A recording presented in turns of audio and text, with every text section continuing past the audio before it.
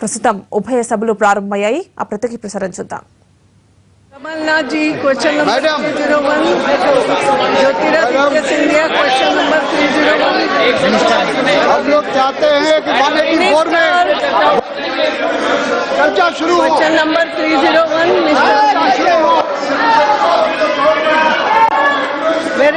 On the record, madam. I'm sorry. It should not go on the record. Whatever Kharge ji is saying should not go on the record. Record में नहीं जाना चाहिए. No, I have not called anybody. Only question. That is the thing. जवाब I'm सदन sorry. के पटल पे रख दिया है. Where is minister? Yes. No supplementary. Okay. Suresh Angadi ji. No. ये रोज का नाटक नहीं होना. No, I'm sorry. Madam, thank you very much. If you want to start discussion, I am ready, but not this. Madam, thank you very much. Today, Karnataka and especially Bangalore has growing very fast, madam, and it is too much crowded. I request the Honorable Minister, is there any plan for the Government of India to develop the other cities like the big cities like Bangalore, Mumbai, Delhi?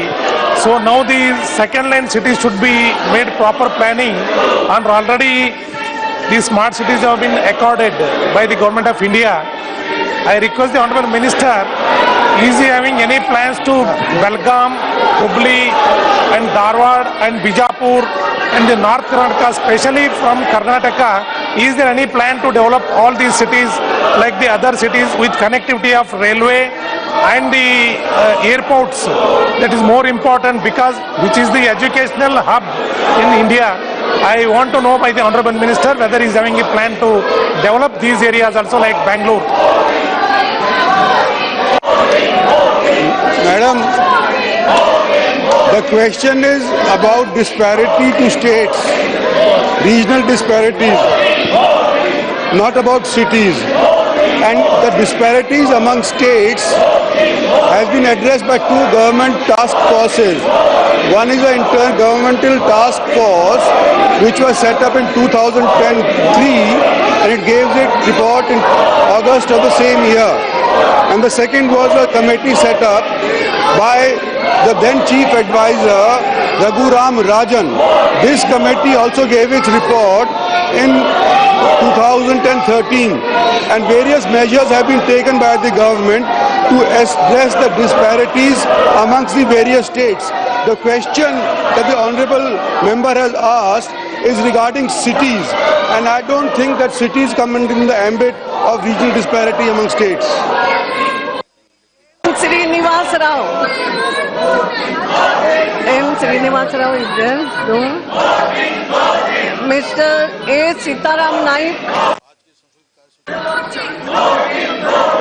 Thank you, madam, for asking me the supplementary question. Madam, regarding the disparities among the state to state, ours is a newly formed state.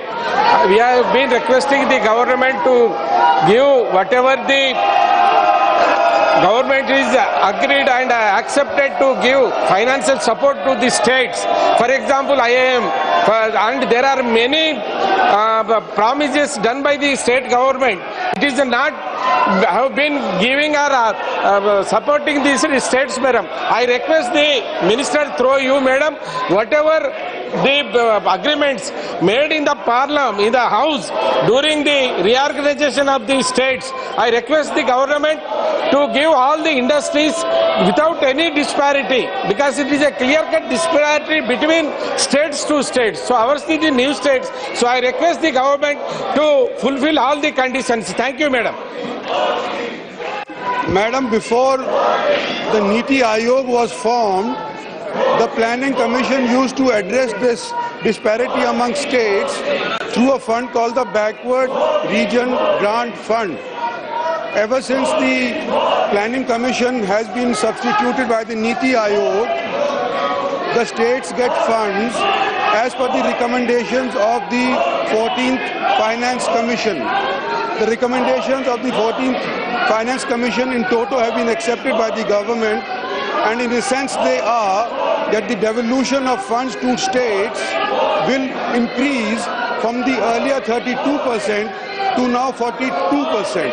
So 10% increase from the central divisible pool of taxes is now accruing to the various states. So the states are now themselves competent to address these disparities intra-state and with this extra fund. And as far as schemes of the central government are concerned, they have been brought down from 66, from 100 and something to 66. And I think those funds from the central government for these schemes are continuing to flow as per the government of India's directions through the finance ministry. Jagdambika Pal ji.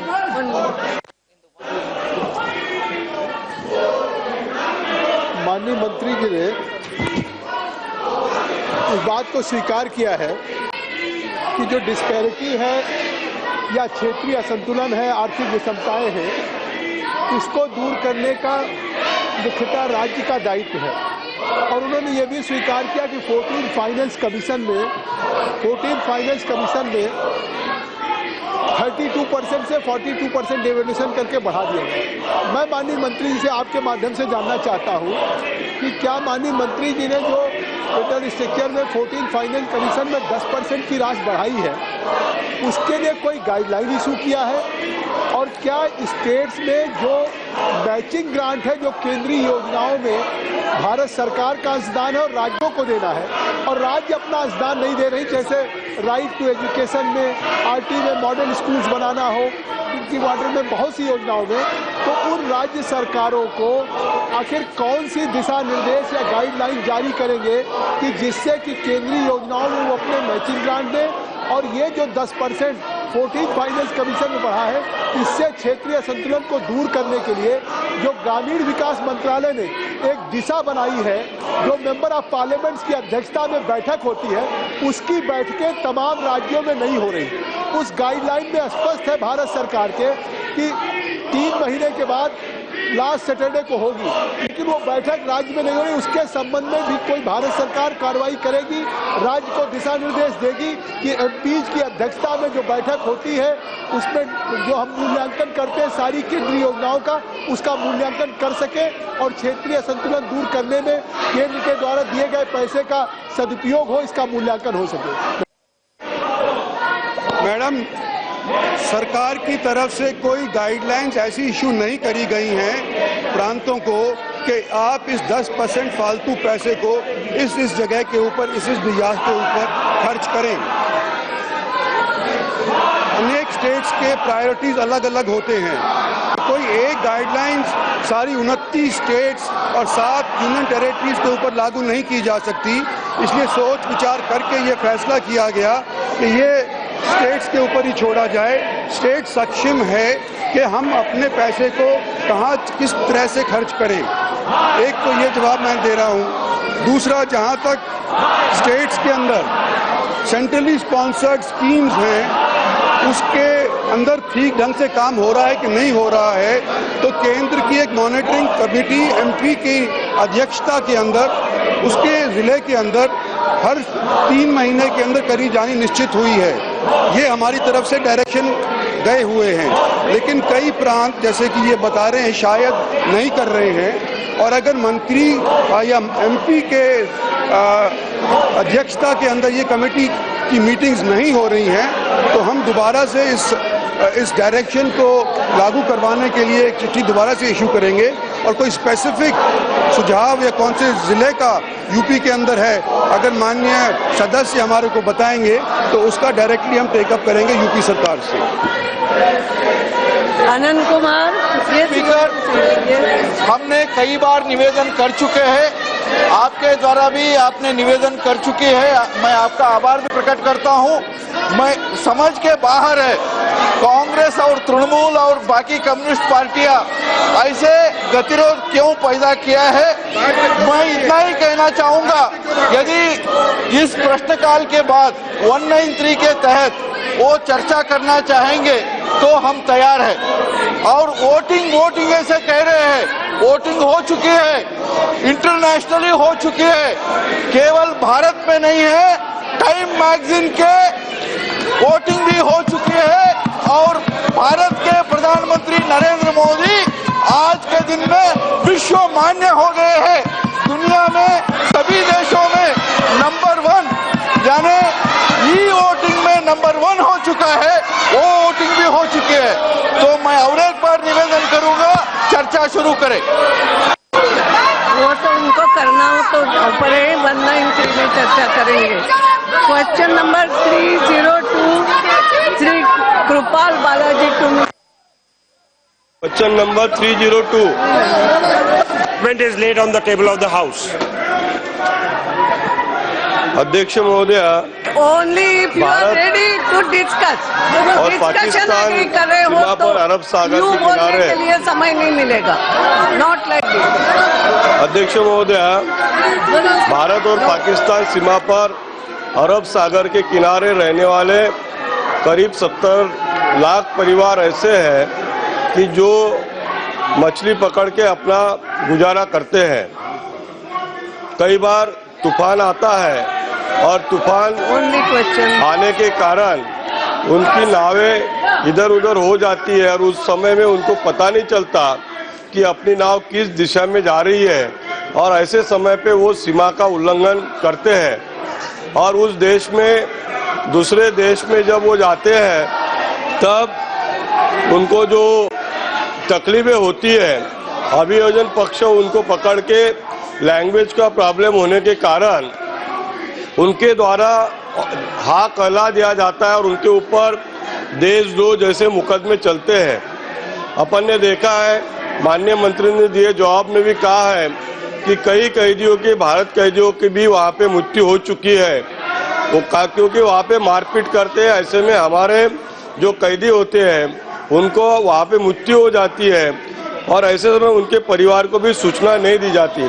मेरा एक सब question है, specific सब question में पूछना चाहता हूँ, क्या मानवाधिकारों के मद्देनजर इस बारे में सरकार कोई साझा नीति बनाने पर विचार कर रही है? मिनिस्टर। अध्यक्ष महोदय, इसके बारे में बड़े विस्तार से स्टेटमेंट के अंदर बताया गया है। जहां तक का हमारे पड़ोसी देश का सवाल है, वो इनएडवर्टेंट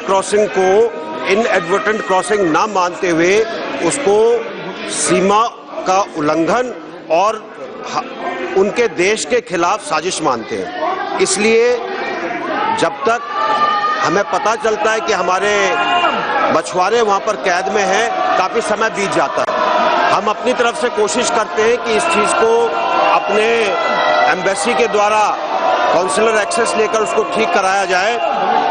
इसमें थोड़ा समय का विलंब होता है क्योंकि खबर हमारे पास देर से आती है। दूसरी चीज हमने एक की है कि हमारे कोस्ट गार्ड के बीच में और पाकिस्तान की मैरीटाइम अथॉरिटी के बीच में संवाद बनाने के लिए इस साल एक बैठक हुई थी और उसमें दोनों तरफ से कुछ चीजों को रखा गया था।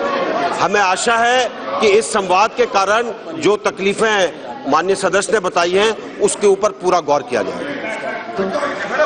ये स्टेटमेंट जो ऑलरेडी टेबल किया है, सेकंड सप्लीमेंट।